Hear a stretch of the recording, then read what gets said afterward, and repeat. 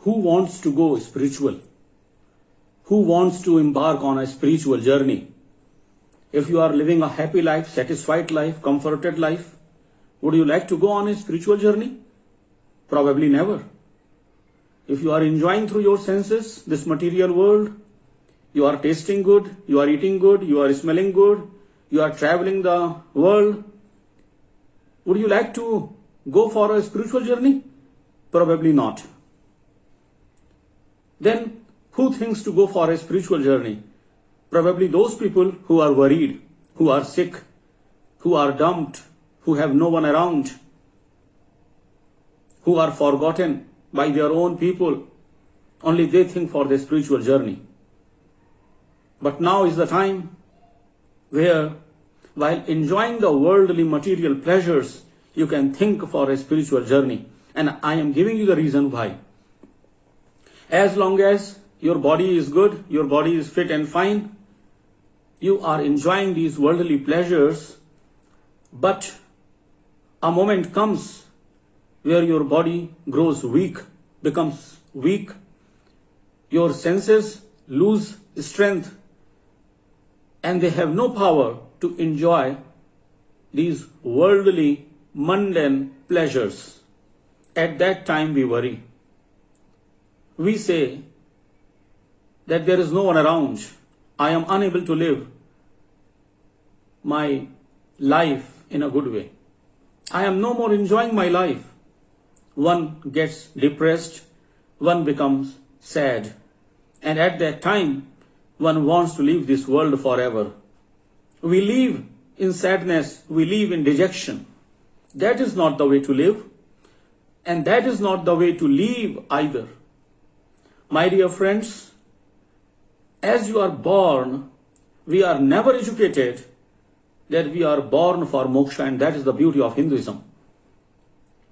In Hinduism, we are told that there are 4 purusharthas: dharma, artha, kam and moksha.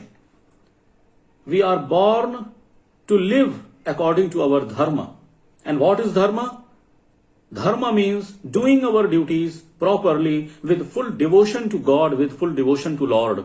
Whatever you are not doing for yourself, but you are doing for Lord, for the pleasure of Lord. That is the essence and one line, one word, essence of our entire Hinduism knowledge.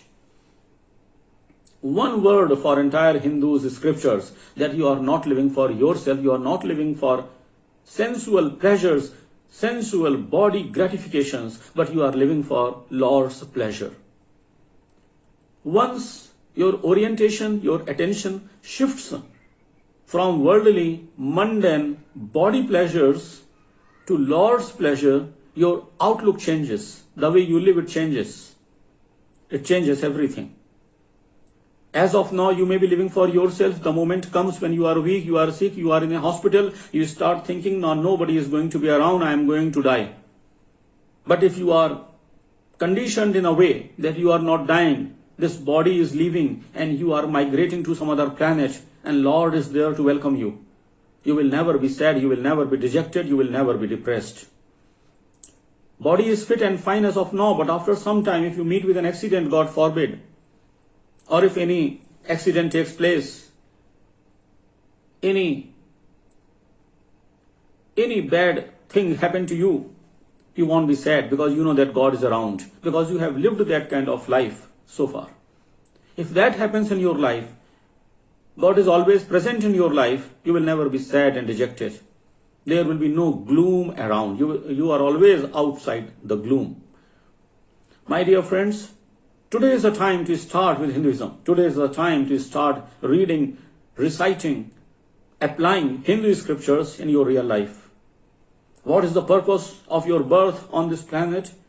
Your purpose is to experience your real nature, your real self, and that is your meeting with God, your yoga with God. And how is it going to happen? When you start doing your activities, doing your deeds, doing your works, doing your tasks, doing your jobs, doing your naukri, not for yourself, but for the pleasure of God, pleasure of Lord. Whatever you do, devote it to God. Whatever you do, always remember in mind that you are not doing for yourself, but you are doing for God. Once that shift happens, everything starts falling in place. Everything starts falling in line in your life. And Bhagavan says that Yogakshemam Vahamyam, I will take care of you. The problem with us is that we are born with an education and brought up with this education that you have to live for yourself, live a selfish life. And that is what we are seeing around, that there is a lot of crime happening because everybody is living for himself or herself. We are not living for others. And that is the reason our Hindu saints and sages years ago, they laid down the foundation that you are not to live for yourself, but you are born to live for others. If everybody starts living for others, then there will be peace all around. We see the rise in crimes, youngsters going for crimes, allured in the field of crime because they think that greed is the mantra. I have to live, let others die. What we said years ago, live and let others live.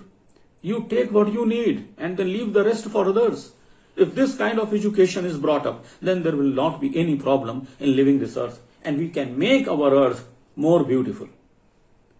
So start reading Hindu scriptures, think about spirituality, worship God, recite mantras, provoke God that please come and make me a better human being, make me a better person. O Vidhata, मैं बुलाता कब से दर पर है तुझे, आ भी जा और दे भी जा प्यारा सा जीवन मुझे. I am worried, I am sick, I am ill. Nobody is around, I am all alone. You please come and help me. Make me your Arjuna. I don't have that potency, I don't have that power, I don't have that devotion. Please make me Arjuna. It is your duty only. I can't bring that level of devotion in me. I am your Bhakta. I am your proud Bhakta. I proclaim myself as your devotee. You are responsible for my life. Sarva dharmana parityajya mamekam sharanam vraja aham tvam sarva papebhyo mokshishyami ma shucha. You only said that. You only gave this promise. You only promised us. So I am at your shelter. I am at your feet. Now it is your duty, it is your responsibility to take care of me. Become simple. Become simple-hearted and just come to God's place and worship to Him. Pray to Him that please God help me. I have taken your shelter. I have become your disciple. So whatever Hindu scripture says, think about spirituality, because one day your body is going to go. You have to live without your body. The body will die, not you. So what will happen? Our Hindu scriptures tell us that you will fall into the cycle of birth and death again and again. You are trapped. You do not know that you are in cage. So how to come out of this cage? How to come out of this cycle of birth and death? And our Hindu scriptures tell that live a life of devotion, bhakti yoga. You cannot live a life without doing karma. So please do karma with bhakti. Devote everything to God. And then see what kind of life you will live. Committed, dedicated, devoted life. Committed not for your own selfish interests, but committed for Lord's pleasure. This is what Hindu scriptures tell. Hindu scriptures don't tell about hatred. They tell about love. They tell about devotion. They tell about doing the prescribed duties as ordained in the scriptures. Perform your duty well. Live for God.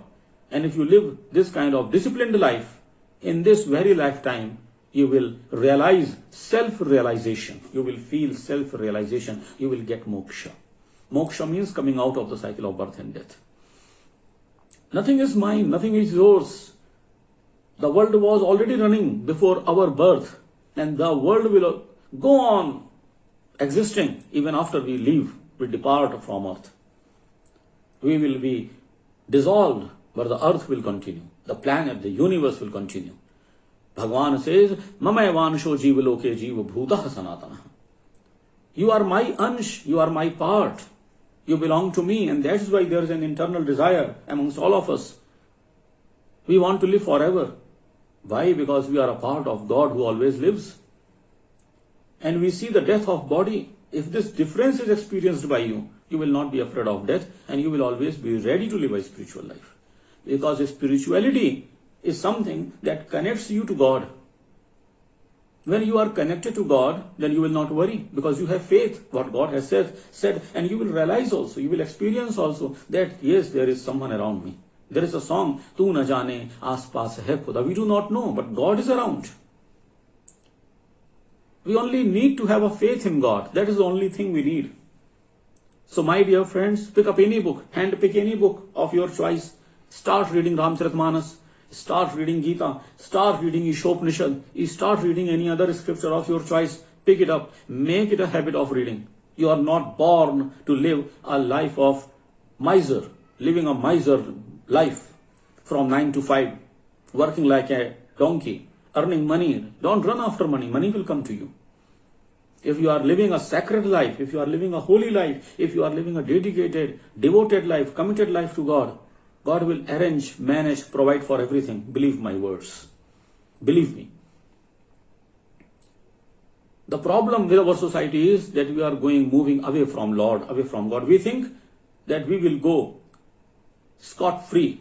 We are with impunity. Whatever we do, we are never going to be caught. We are never going to be arrested. Nobody is after us because we have not read Gita. Gita says that you are bound by karma bandhan. If you are doing for yourself, if you are doing anything for selfish interests, karma bandhan is not going to leave you. That is the spiritual science which modern science does not tell us. Modern science lives on physical things, physical objects, physical world, material world. Physical science, modern science studies about matter. Spiritual science studies about spirit. So I think there is no comparison between material science and spiritual science. At present, we all live in a material world and we are all guided by material science. So we are after matter. But spiritual science takes you away from matter to the spirit. That is Hinduism. Science is still developing. Science is still evolving. Questions are asked. Science is trying hard to provide the answers.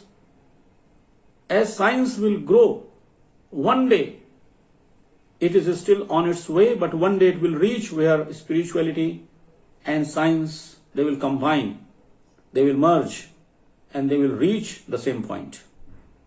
I have read somebody telling us that in spirituality, you move from spirit to matter. But in this physical science, material science, worldly science, we go from matter to spirit. So that is the only difference. But they all point to one point only.